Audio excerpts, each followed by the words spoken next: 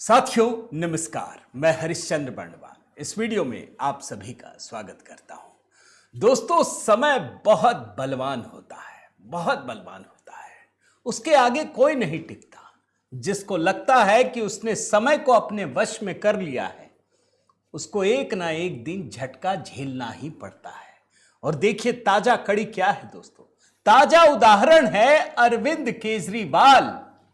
अब कायदे से कहिए तो मेरा मन बिल्कुल भी नहीं होता कि अरविंद केजरीवाल पर आपसे कोई बातचीत करूं। कुछ है नहीं, बस जो चल रहा है वही दुकान बच जाए, उतने में ही गनीमत थी। लेकिन आज तो कमाल हो गया दोस्तों। आज अरविंद केजरीवाल पूरी तरीके से बर्बाद हो गए। उनकी आम आदमी पार्टी आज पूरी तरह से खत्म हो गई। आज से उनकी तबाही शुरू हो चुकी है। एक दो नहीं दोस्तों, आप जानते हैं उनके राज्यसभा में 10 सांसद अभी भी हैं जब सब कुछ खत्म हो गया है।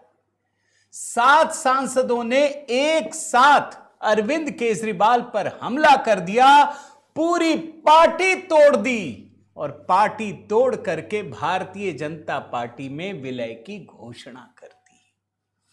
आखिर ये सब हो कैसे गया? ये तो पता ही नहीं था, कहीं सीन में ही नहीं था। ये तो मोदी जी गजब करते हैं। जैसे धुरंधर फिल्म में अलग अलग चैप्टर में कहानी बनाई जाती है ना, लगता तो नहीं है कि कहां से जुड़ा हुआ है, लेकिन जैसे जैसे धीरे धीरे आगे बढ़ेंगे आपको लगेगा नहीं, सारी कहानियां कहीं ना कहीं जुड़ी हुई है, कोई सेपरेट नहीं है। अब आपके मन में सवाल उठेगा, अरविंद केजरीवाल की कहानी में ऐसा कौन सा किस्सा जुड़ गया? आज गजब की कहानी डिकोड कर रहा हूं दोस्तों। आज जिस कहानी को दिखा रहा हूं ना, आपको समझ में आएगा कि अरविंद केजरीवाल का यह कनेक्शन कैसे ममता बनर्जी से जुड़ा है, कैसे स्टालिन से जुड़ा है, कैसे गुजरात से जुड़ा है। इतना सब कुछ होने के बाद भी अरविंद केजरीवाल बस मोदी बदनीयती से, वो भी राजनीतिक प्रतिद्वंद्विता नहीं कहते इसको कहते हैं नफरत। और मैं तो कई बार आपको दिखा चुका हूं दोस्तों, जिस भी व्यक्ति ने ट्रंप से लेकर के केजरीवाल तक, मैं कह रहा हूं, जिस व्यक्ति ने बदनीयती से मोदी के खिलाफ हमला करने की कोशिश की, वो बर्बाद हो गया। आज के वीडियो में इसी को डिकोड कर रहा हूं। निवेदन करता हूं दोस्तों, जरूर कमेंट कीजिएगा। आज तो केजरीवाल के लिए ही करना पड़ेगा। आप सभी को जय सिया राम ये लिखिएगा दोस्तों, लाइक कीजिए, शेयर कीजिए। बहुत सारे मसाले आज आपको दिखाने जा रहा हूं। HB शॉर्ट्स तो देखिएगा जरूर दोस्तों। आइए कुछ 2-3 छोटे छोटे बयान से शुरू करता हूं अरविंद केजरीवाल के। अरविंद केजरीवाल बड़ा भविष्यवाणी करते हैं। एक भविष्यवाणी अभी दिखाने का समय है कि मोदी जी 2026 में बर्बाद हो जाएंगे। ये कहां है? कोई अपनी बात नहीं कह रहा। ये कह रहे थे मेरा दिल कहता है। इनका दिल 2024 में कह रहा था योगी जी को हटा देंगे। अब इनका दिल कहने लग गया कि मोदी जी 2026 पूरा नहीं कर पाएंगे। सुन लीजिए, इन्हीं का यात्रा बिगड़ गया है। देखिए ना, दिल कहता है और मेरी थोड़ी बहुत पॉलिटिकल समझ कहती है कि शायद मोदी जी 2026 पूरा नहीं करेंगे प्रधानमंत्री के तौर पर। अरे केजरीवाल जी, कहां गई आपकी पॉलिटिकल समझ? आपके नीचे की जमीन हड़प ली लोगों ने, आपको पता ही नहीं चला। एक और भविष्यवाणी सुनाता हूं केजरीवाल की। ये मोदी जी पे तो भविष्यवाणी कर रहे थे, मोदी जी तो आप तो बर्बाद हो जाओगे। अपने लिए कहते हैं कि केजरीवाल को दुनिया की कोई ताकत तोड़ नहीं सकती, मतलब पार्टी नहीं तोड़ सकती। छोटा हिस्सा आपको सुना रहा हूं, सुन लीजिए। केजरीवाल को कोई दुनिया की ताकत नहीं तोड़ सकती, किसी को भी तोड़ सकती। केजरीवाल को कोई दुनिया की ताकत नहीं तोड़ सकती, किसी को भी तोड़ सकते हो। एक और छोटा बयान दोस्तों, यह बयान जरूरी है।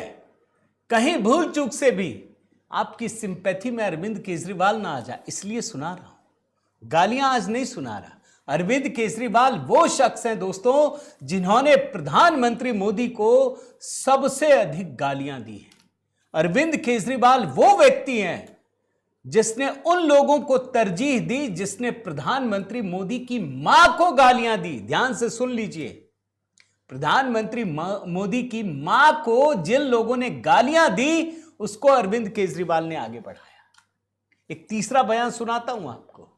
ये कहते हैं दूसरी पार्टी वाले टूट जाते हैं, हमारी पार्टी वाले गजब की मिट्टी के बने, कोई टूटता नहीं है। जरा बैकग्राउंड से मजा आता है दोस्तों, इसलिए सुना रहा हूं, सुन लीजिए।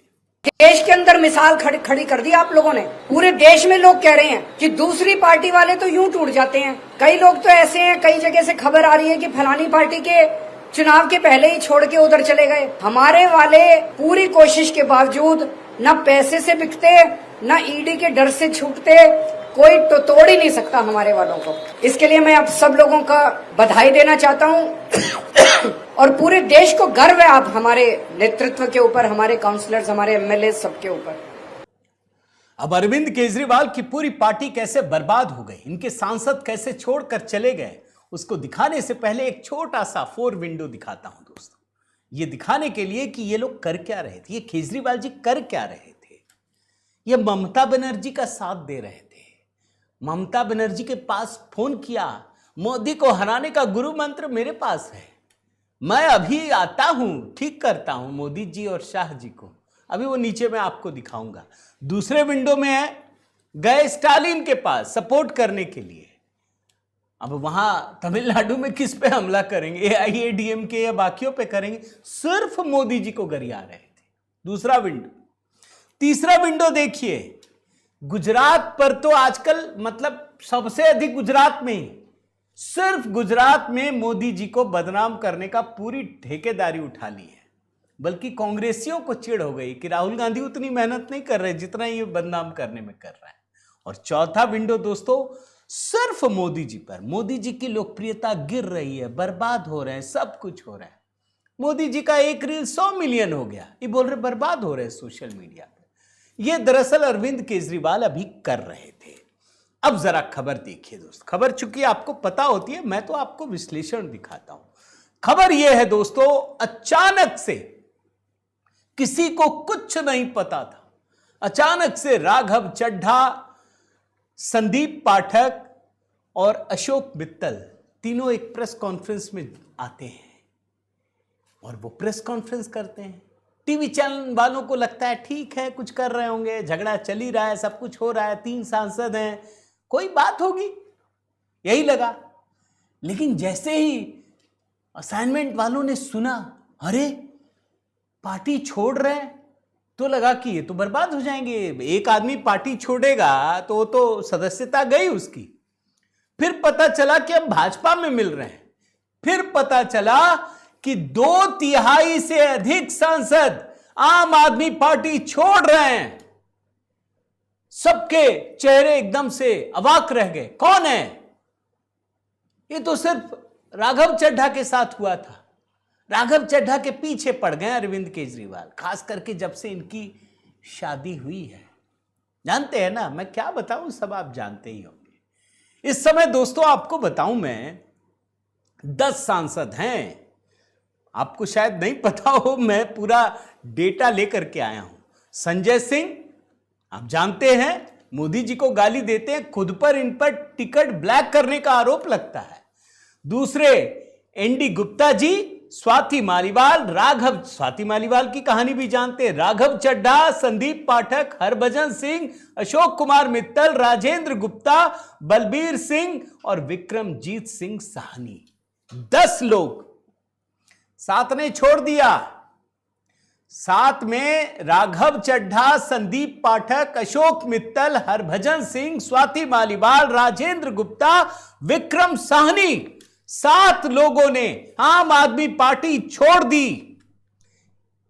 इसे पार्टी में टूट नहीं कहते दोस्तों, इसको तबाही कहते हैं, इसको बर्बादी कहते हैं। केजरीवाल जी, आपने जो गड्ढे दूसरों के लिए खोदे, उस गड्ढे में आपका पूरा संसार डूब रहा है। यह कहानी है। राघव चड्ढा ने दोस्तों भारतीय जनता पार्टी का दामन थामने का ऐलान किया सबके सामने प्रेस कॉन्फ्रेंस में। सुनना चाहिए, इसलिए सुनना चाहिए क्योंकि राघव चड्ढा के बारे में अक्सर लोग कहते हैं आदमी तो ठीक है, पार्टी गलत है, यही कहते थे ना। जरा मैं आपको सुनाता हूं, सुनिए, पूरी बात बता रहे हैं, छोटा सा लिया है। ने ये डिसाइड किया that we the 2/3 members of parliament of the belonging to the Aam Aadmi Party in Rajya Sabha exercise the provisions of the Constitution of India and merge ourselves with the BJP. हम BJP में विलय करते हैं।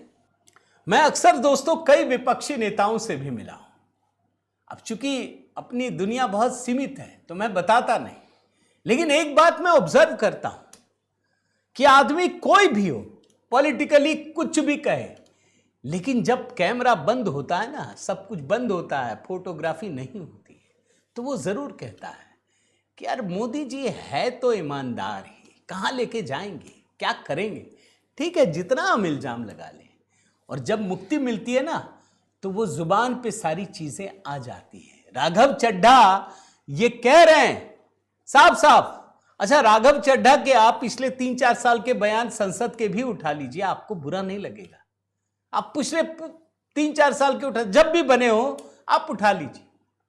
आलोचना का एक स्तर होता है, यह नहीं कि कुछ भी बोलिए, कपड़े पे आरोप लगाइए, कुछ और पे लगाइए, कैमरा पे, कुछ भी आप सुनिए। ये प्रधानमंत्री मोदी के बारे में क्या कहते हैं राघव चड्ढा, ध्यान से सुनिए।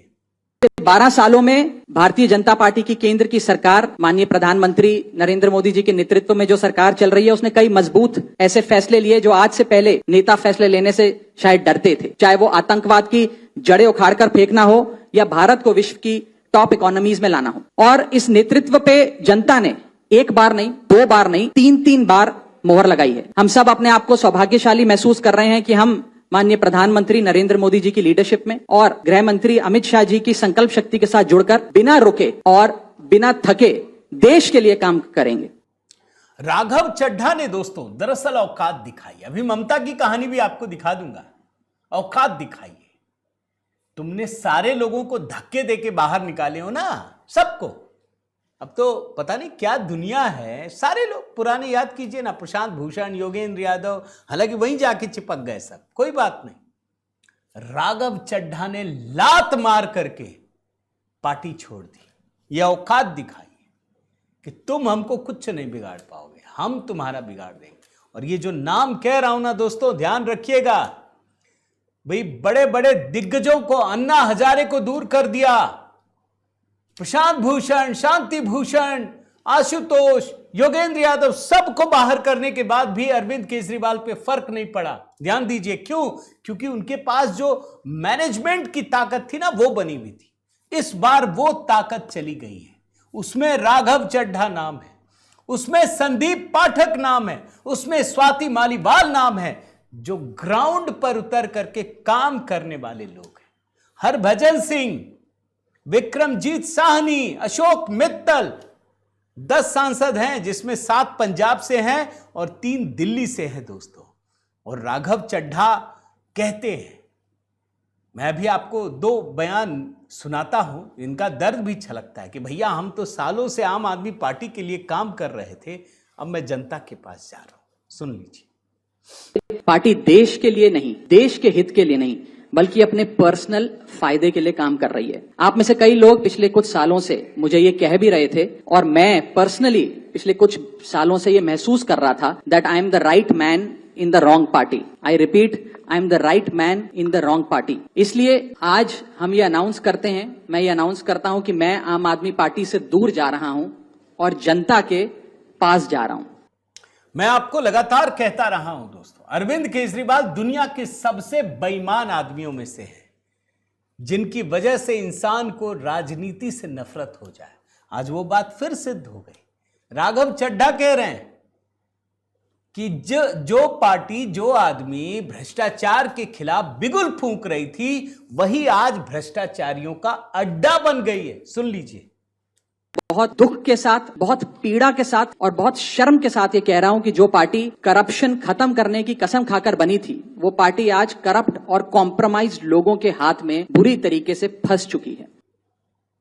यहां पर मैं दोस्तों एक शख्स की चर्चा जरूर करना चाहूंगा, संदीप पाठक। अक्सर आप देखते होंगे, पिछले आप ध्यान दीजिए 3-4 सालों में कम से कम, जब भी केजरीवाल मुसीबत में रहे, संदीप पाठक ने ही मोर्चा संभाला। याद कीजिए। अच्छा, मैं एक बात निश्चित रूप से कह सकता हूं कि संदीप पाठक को सुनने के बाद कभी यह नहीं लगा कि यार इसमें डिसेंसी की कमी है। भाई, राजनीतिक प्रतिद्वंदिता हो सकती है, दुश्मनी नहीं हो सकती, नफरत नहीं हो सकता, दुश्मन नहीं आप, राजनीतिक कॉम्पिटिटर है। संदीप पाठक की बात सुन करके अच्छा लगता। आज भी इन्होंने कहा, मैंने जीवन में नहीं सोचा था कभी कि इस तरह की परिस्थिति होगी। इनका बयान सुनाता हूं। ये कहते हैं कि मैं 10 साल तक इस पार्टी से जुड़ा रहा, अब अपने रास्ते अलग हो रहे हैं। सुन लीजिए। मैंने अपने जीवन में नहीं सोचा था कि ये स्थिति आएगी, पर ये आई। 10 साल से इस पार्टी से मैं जुड़ा रहा और आज मैं आम आदमी पार्टी से अपने रास्ते अलग कर रहा हूं। मैं थोड़ा इसका टाइमलाइन बताता हूं दोस्तों। दरअसल कहानी कहां से बिगड़ती है। मालीवाल वाली कहानी तो आप जानते हैं, लेकिन राघव चड्ढा से लगातार इस तरह के प्रयास करते रहे अरविंद केजरीवाल कि वो गलत काम में भी इनका साथ दें। लगातार वो जेल जाए तो बस मोर्चा संभाल के बस केजरीवाल केजरीवाल करते रहे, सब कुछ। केजरीवाल इतने करीबी हो गए थे कि सुपर चीफ मिनिस्टर बना दिया था। और आप जानते हैं इनकी शादी हुई तब से रिश्ते बिगड़े, उससे पहले किस तरह की बातें आती थी आप ये भी जानते हैं। अब केजरीवाल जो कहें कि गलत को गलत कहो, इन्होंने मना कर दिया। ये बात भी शुरू से आ गई कि उन्होंने बिल्कुल सामने आने से मना कर दिया, हम नहीं करेंगे भाई। केजरीवाल यहीं से बिगड़ गए। और आखिरकार क्या किया दोस्तों, इन्होंने 2 अप्रैल को आम आदमी पार्टी ने राज्यसभा सचिवालय को पत्र लिख करके कहा कि राघव चड्ढा को उपनेता से हटाइए, इनका मुंह बंद कर दीजिए, इनकी जगह अशोक कुमार मित्तल को नया उपनेता नियुक्त करने का अनुरोध कर दिया। यहीं से खेल बिगड़ गया। जिसको उपनेता बनाया वो भी टूट गया राघव चड्ढा के साथ। अब आज की कहानी यह है दोस्तों कि राघव चड्ढा ने उपराष्ट्रपति जो राज्यसभा के सभापति हैं राधा कृष्णन, एक औपचारिक पत्र सौंपा है जिसमें 7 सांसदों ने आम आदमी पार्टी से खुद को अलग कर लिया, सबके हस्ताक्षर है, और भारतीय जनता पार्टी में विलय होने की घोषणा कर दी। इसके बाद press conference constitution club of India में किया जिसमें यह ऐलान किया। फिर नितिन नवीन से मुलाकात, और अब तो देखिए अभी तो ये चलेगा कुछ समय तक। भगवंत मान ने भी प्रेस कॉन्फ्रेंस किया, वो गद्दार बता रहे हैं।